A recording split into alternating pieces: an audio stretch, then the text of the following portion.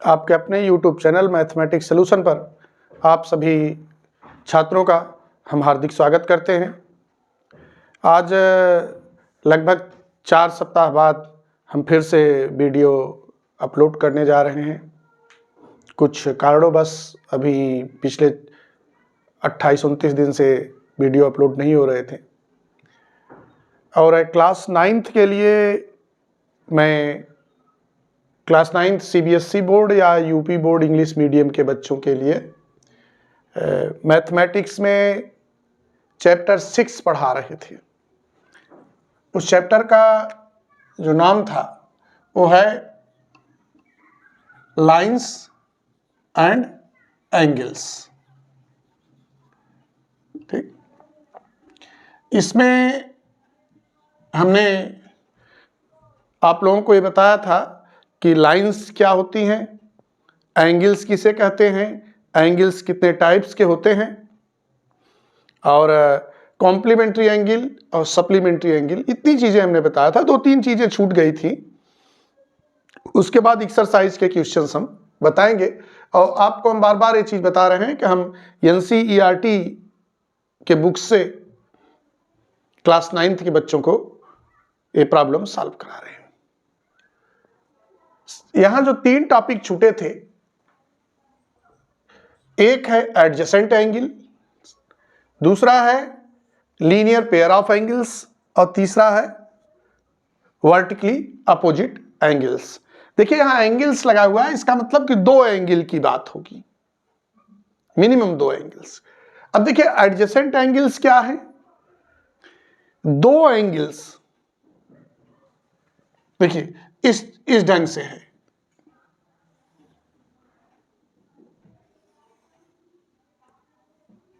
देखिए ये 2 एंगल्स हो गए। देखिए O, इसको हम कह दें A, यह हो गया B, यह हो गया C। तो देखिए एक एंगल यह है, ठीक, एंगल AOB, और दूसरा एंगल यह है।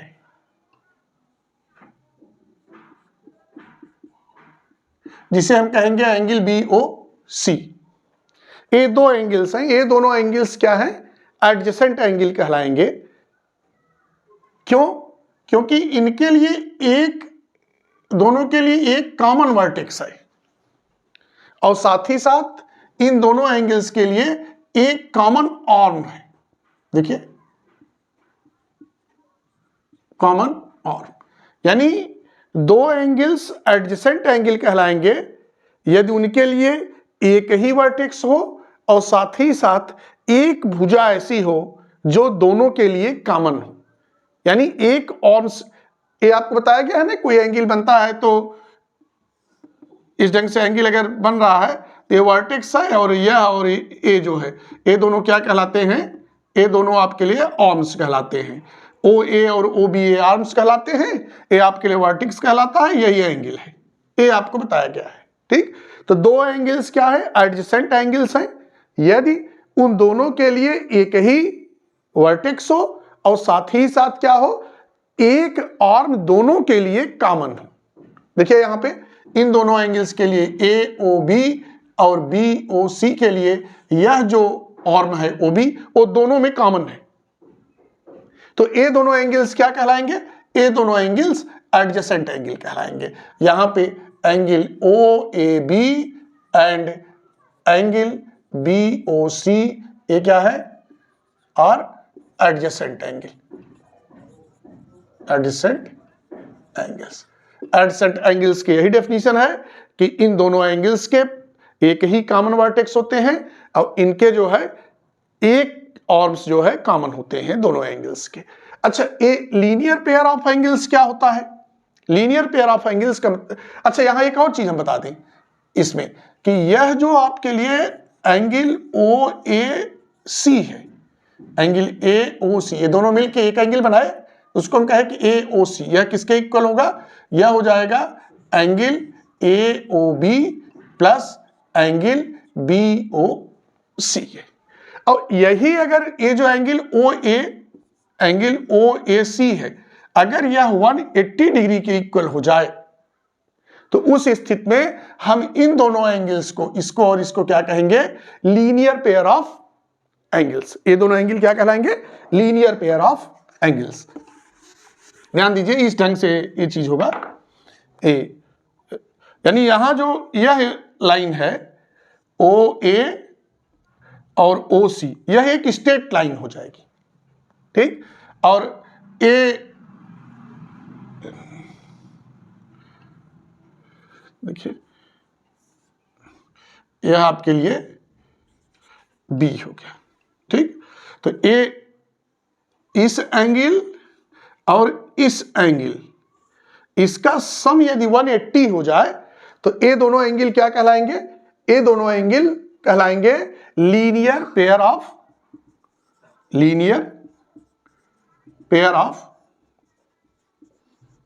एंगल्स। यदि इन दोनों एंगल्स का सम क्या हो जाए? 180 हो जाए। याद रखिएगा कि जब भी हम लीनियर पेयर ऑफ एंगल्स की बात करेंगे तो उसमें वो आर्म्स जो कॉमन नहीं है, यानी नॉन कॉमन आर्म्स जो है, वो एक स्ट्रेट लाइन जनरेट करेंगे। वो क्या जनरेट करेंगे? एक स्ट्रेट लाइन जनरेट करेंगे। तो हमने ये चीज बताया। एडजेसेंट एंगल क्या है? एडजेसेंट एंगल के लिए है कि दोनों एंगल्स के लिए एक ही वर्टेक्स होगा और एक जो आर्म होगा वो कॉमन होगा। और यदि इन दोनों एडजेसेंट एंगल का सम कितना हो जाए? 180 एंगल के बराबर हो जाए, तो इस स्थिति में हम इन दोनों एंगल को क्या कहेंगे? ये दोनों कहलाएंगे लीनियर पेयर ऑफ एंगल्स। इसका मतलब हो गया कि that is angle A O B plus angle B O C equal to 180 degree. ये आपके दिमाग में होना चाहिए कि लीनियर पेयर ऑफ एंगल्स में दोनों एडजेसेंट एंगल का सम कितना होता है? 180 डिग्री। यानी लीनियर पेयर ऑफ एंगल्स जो है वो भी एडजेसेंट एंगल है, ऐसा नहीं कोई एडजेसेंट एंगल नहीं है, ठीक। लेकिन एडजेसेंट एंगल जो है लीनियर पेयर ऑफ एंगल नहीं है। Linear pair of angles adjacent angle हैं, लेकिन एडजेसेंट एंगल जो है वो लीनियर पेयर ऑफ एंगल्स नहीं है, ठीक। अब यहां ध्यान दीजिएगा, नेक्स्ट क्या है? Vertically opposite angle. Vertically opposite angle में क्या है? जैसे दो लाइनें अगर एक दूसरे को इंटरसेक्ट करें, ठीक है। देखो ये दोनों लाइनें क्या है? एक दूसरे को इंटरसेक्ट कर रहा है किसी पॉइंट ओ पे। तो यहां ये सपोज करिए कि एक लाइन हो गया ए बी और ए हो गया सी डी। तो ए इस पॉइंट ओ पे इंटरसेक्ट कर रहा है, तो ये जो दोनों एंगल होंगे ये क्या कहलाएंगे? Vertically opposite angles. यहां याद रखिएगा कि एंगल ए ओ सी और एंगल बी ओ डी, ये दोनों क्या होंगे? वर्टिकली अपोजिट एंगल होंगे और ये दोनों आपस में इक्वल होंगे। ये हमेशा दिमाग में रखिए कि जो वर्टिकली अपोजिट एंगल्स होते हैं वो आपस में इक्वल होते हैं, ठीक। जो वर्टिकली अपोजिट एंगल होंगे वो आपस में इक्वल होंगे। अच्छा, यही नहीं है कि ये दोनों ही केवल वर्टिकली अपोजिट होंगे, ये दोनों एंगल जो है ये भी वर्टिकली अपोजिट एंगल होंगे। ये वाले, ये जो एंगल है जिसको हम यहाँ कलर कर रहे हैं, ये भी जो है आपके लिए क्या है? ये भी आपके लिए वर्टिकली अपोजिट एंगल है। तो वर्टिकली अपोजिट एंगल में अगर ध्यान से देखें तो देखिए एक यह है, यह भी वर्टिकली अपोजिट एंगल है और साथ ही साथ एंगल ए ओ डी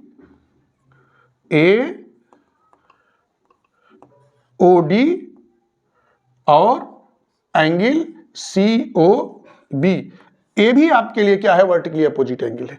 और वर्टिकली अपोजिट एंगल क्या खासियत होती है कि ये आपस में इक्वल होते हैं, यानी ये दोनों एंगल आपस में इक्वल होंगे और साथ ही साथ ये दोनों एंगल भी आपस में इक्वल होंगे। तो यह आपके लिए हमने तीनों को एंगल्स का कॉन्सेप्ट बताया कि एडजेसेंट एंगल्स क्या है, लीनियर पेयर ऑफ एंगल्स क्या है, वर्टिकली अपोजिट एंगल्स क्या है। अब हम एक्सरसाइज 6.1 वहां पे जो प्रॉब्लम्स हैं उन पे हम आपसे बात करते हैं, ठीक है।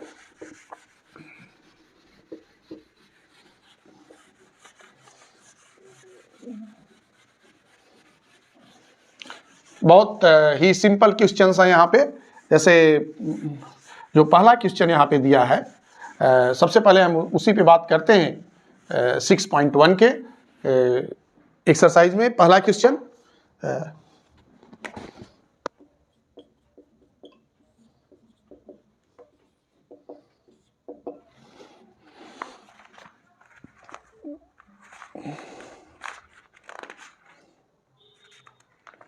देखिए कह रहा है कि lines A B C D intersect at, देखिए एक आपके लिए यह लाइन है ए बी और दूसरा आपके लिए ए है। ठीक, थोड़ा सा लाइन खींचने में टेढ़ा हो जा रहा है तो इसको आप समझते रहिए कि ए आपके लिए सी और डी कहाँ इंटरसेक्ट कर रहा है, ओ पी। ठीक, क्या दिया है यहां पे, we have given angle A O C plus angle B O E equal to 70 degree